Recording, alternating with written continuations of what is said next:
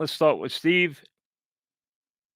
With what we've seen so far, if you were drafting today, how would you rank these quarterbacks?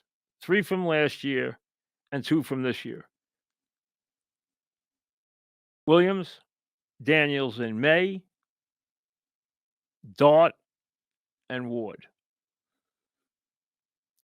Well, if we're going to be fair, I've told you this year a lot that Mays has, more than any player in the league, emerged this year from where he was to stardom. He's made the biggest leap inside this season of any player in the league. He is now on the verge of stardom. Daniels came in last year and had a incredible season. The second year has been obviously injury prone. He just suffered another injury last night. I would have to go Daniels 1, May 2. And as far as Dart, I need to see more than just a couple of games, but Dart has a chance to be as good or better than anybody in this group.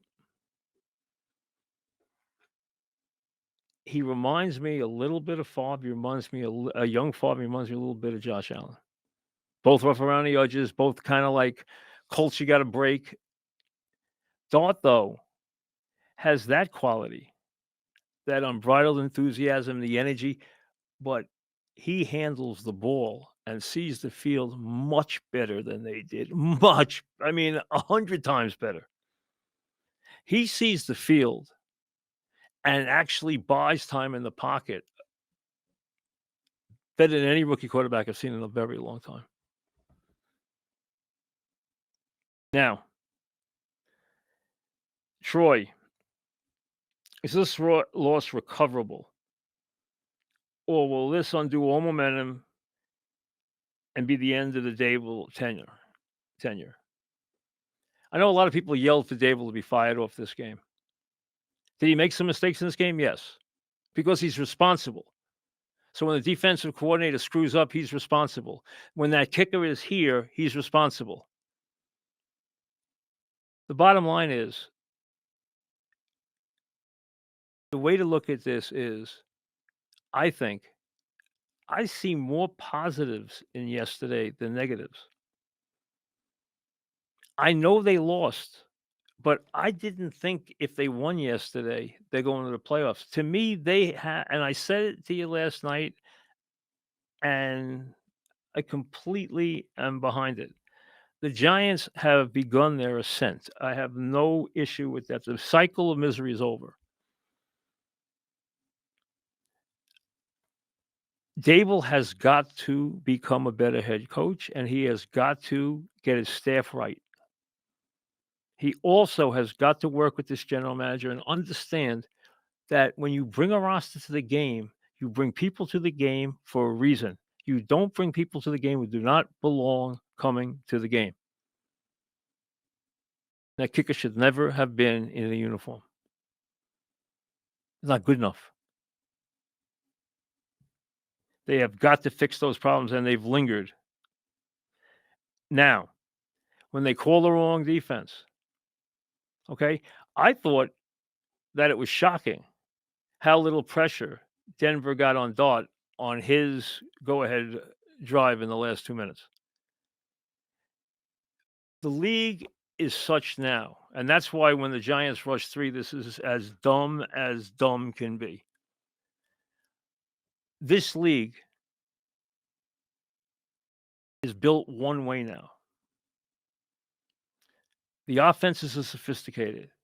The receivers are incredible in terms of size, athleticism, the ability to go up for the ball. And the rules make it almost impossible to play legitimate defense.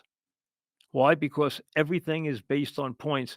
The NFL's machine, which includes fantasy, cannot work if you don't have points. They want points.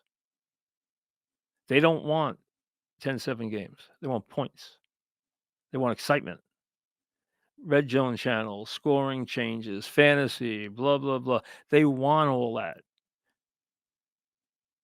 props on each player and everything else that goes with this craziness that is out there now. But that is why the sport is more popular than any sport has ever conceived to be, and is without question the number one entertainment package in America. There's nothing in America as valuable to anybody as the NFL is to the people who own it. I don't think this will slow the Giants down. I think they will go to Philly with a head of steam. That doesn't mean they're going to beat the Eagles, but they're going to make them win the game and they're going to play them off their feet. And I think what this team is doing is they are opening eyes. And you know what? The offensive line now has a physical quality to it for the first time in years. They're winning battles. They're pushing people.